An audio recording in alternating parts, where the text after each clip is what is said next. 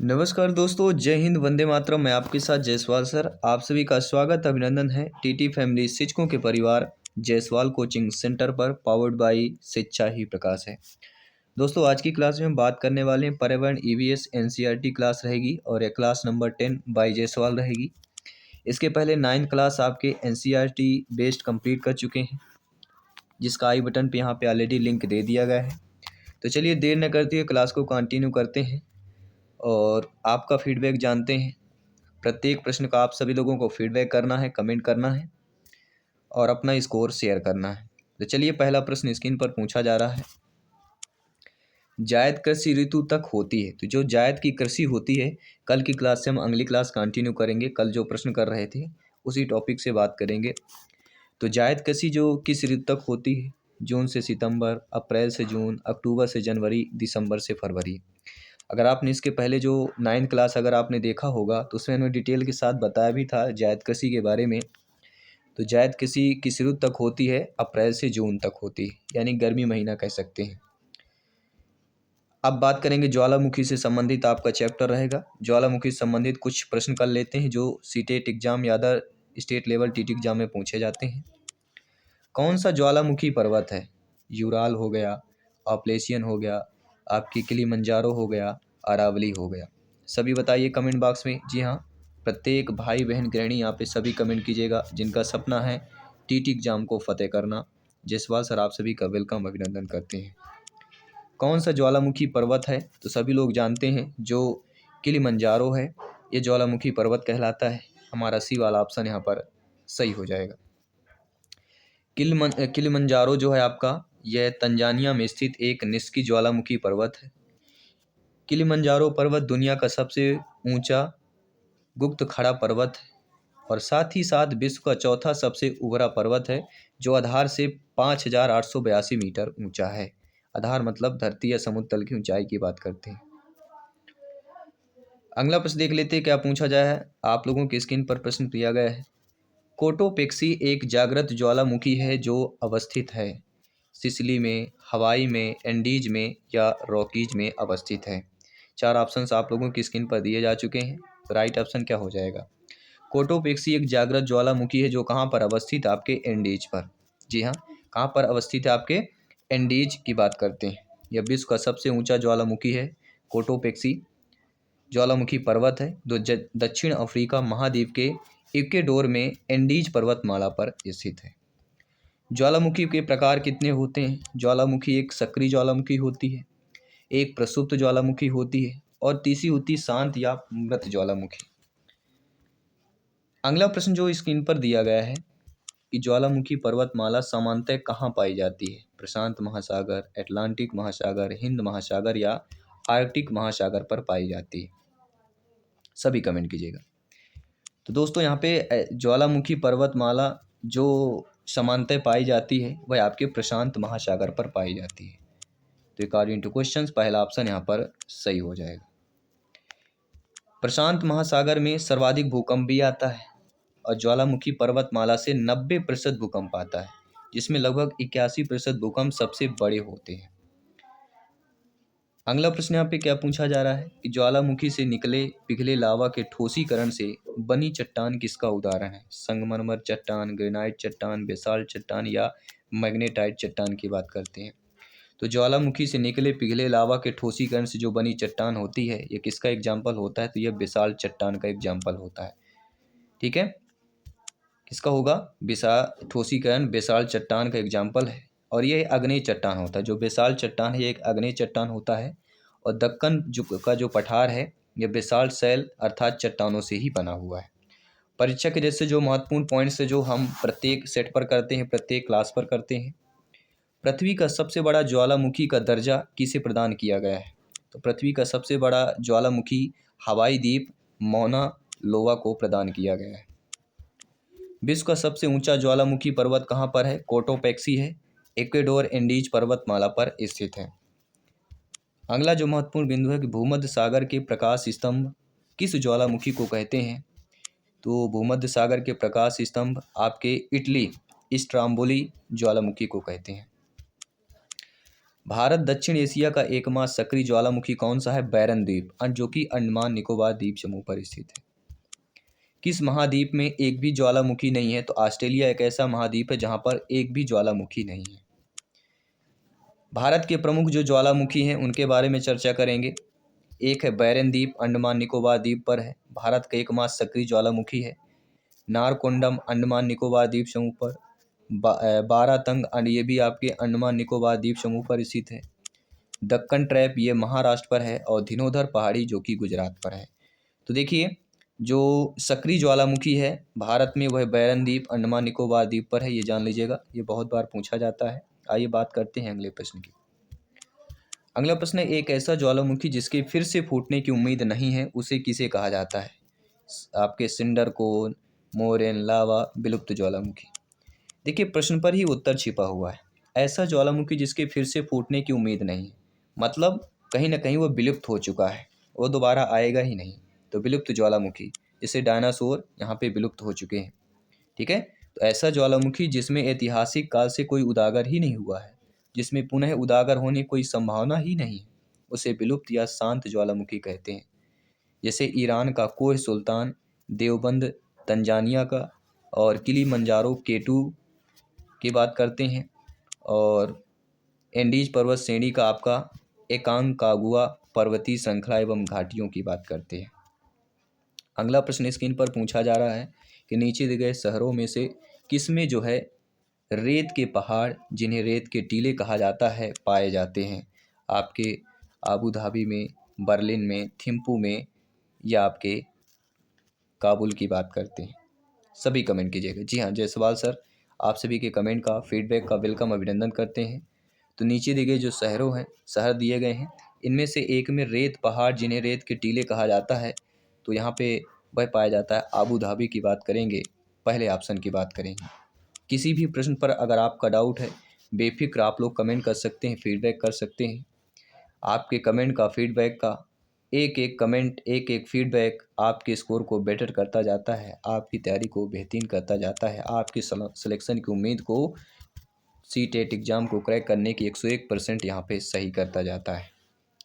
अगला प्रश्न है, कार्बी एंगलोंग पठार विस्तृत है, हिमालय का है, तिब्बत का है, शान के पठार का है, या प्रादीपी पठार की बात करते हैं? तो आप सभी लोग जानते हैं कार्बी एंगलोंग जो पठार का विस्तार है वह प्रादीपी पठार का विस्तार हो जाता है। तो यहाँ पे आप लोगों का डी ऑप्शन सही हो जाएगा। नो डाउट, आई होप आप समझ गए होंगे, क्योंकि कार्बी एंगलोंग पठार भारत के उत्तर पूर्वी राज्य में प्रादीपी पठार का विस्तार है। यह 6 जून से सितंबर के दौरान दक्षिण पश्चिम ग्रीष्म मानसून से अधिकतम वर्षा प्राप्त करता है, और पठार की औसत ऊंचाई 300 से लेकर 400 मीटर तक होती है।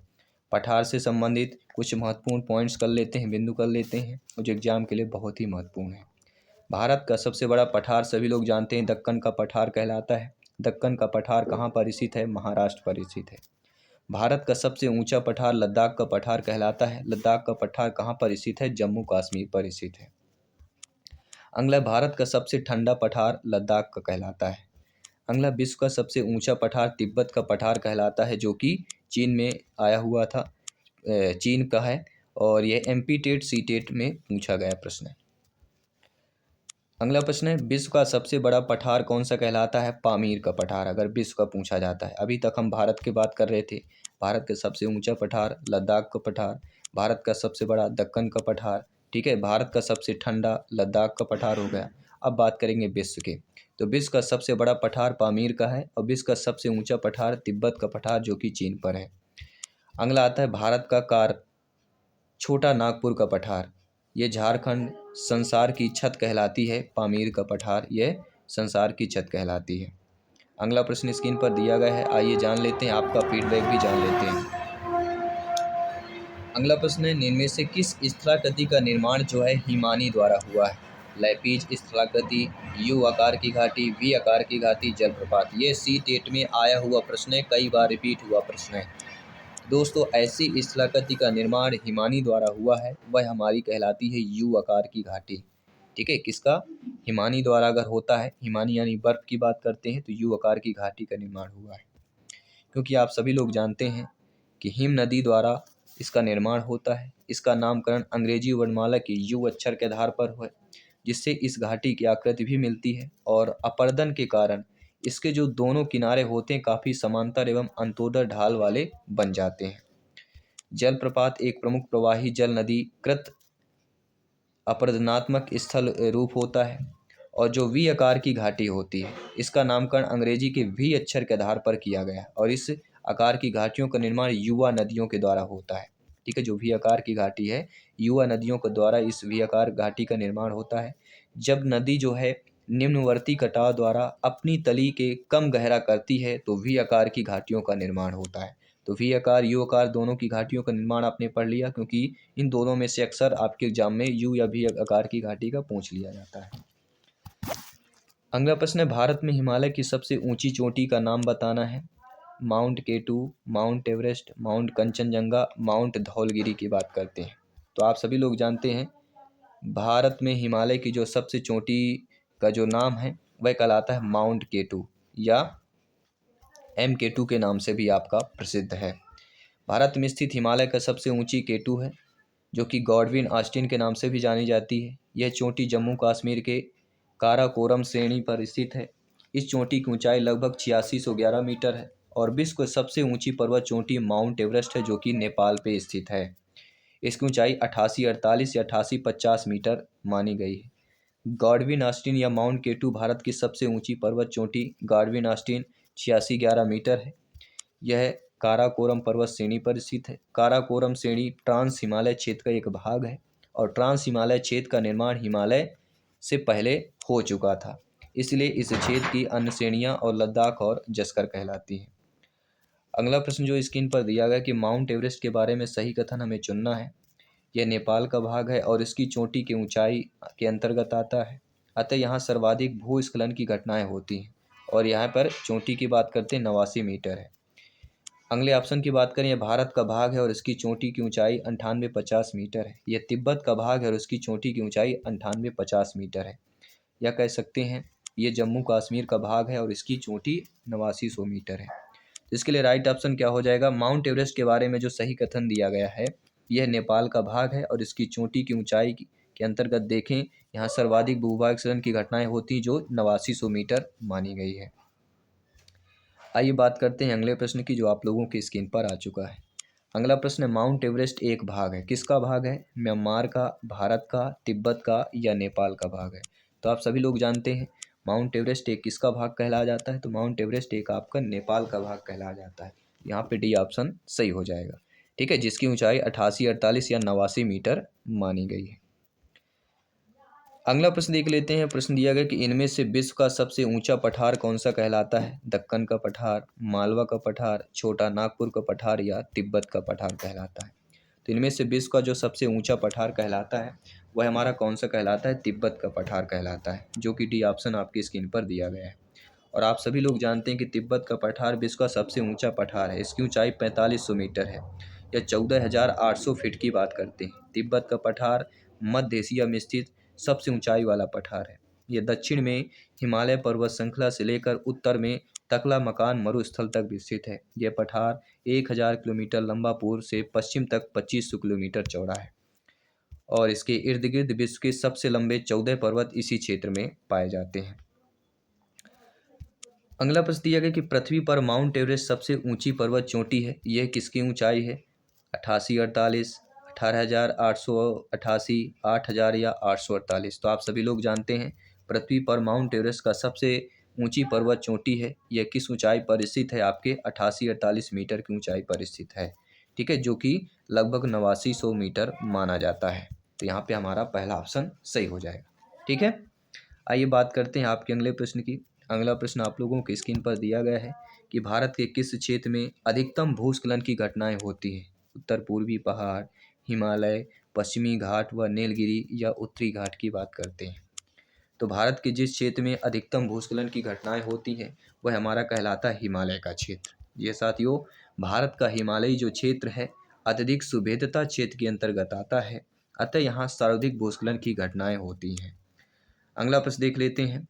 अगला प्रश्न है, हिमालय पर्वत किस प्रकार के पर्वत का उदाहरण कहलाता है? तो हिमालय पर्वत जो है आपके वलित पर्वत, जी हाँ साथियों, हिमालय जो पर्वत है वलित पर्वत प्रकार का पर्वत का उदाहरण कहलाता है। ठीक है, तो ये रहे महत्वपूर्ण प्रश्न को हमने कर लिया। आई होप आप सभी लोग प्रत्येक प्रश्न को अच्छे तरीके से अटेंड पाए होंगे। मैं आपके साथ जयसवाल सर आपकी अगली क्लास पर मिलता हूँ और इसी तरह आप सभी की शुभकामनाएं देता हूँ कि आप लोग इसी तरह तैयारी जारी रखें, क्योंकि सी टेट एग्ज़ाम को अगर फतह करना है, शिक्षक भर्ती में सिलेक्शन पाना है, फतह करना है, क्रैक करना है, तो आने वाली क्लासेज बहुत ही इंपॉर्टेंट है। आने वाले प्रैक्टिस सेट मॉडल पेपर बहुत ही इंपॉर्टेंट है। आने वाले इंपॉर्टेंट क्वेश्चन की क्लासेज बहुत ही इंपॉर्टेंट है। मैं आपके साथ जयसवाल सर मिलता हूँ आपकी अगली क्लास पर। सभी मित्रों को जय हिंद, वंदे मातरम, धन्यवाद सभी का।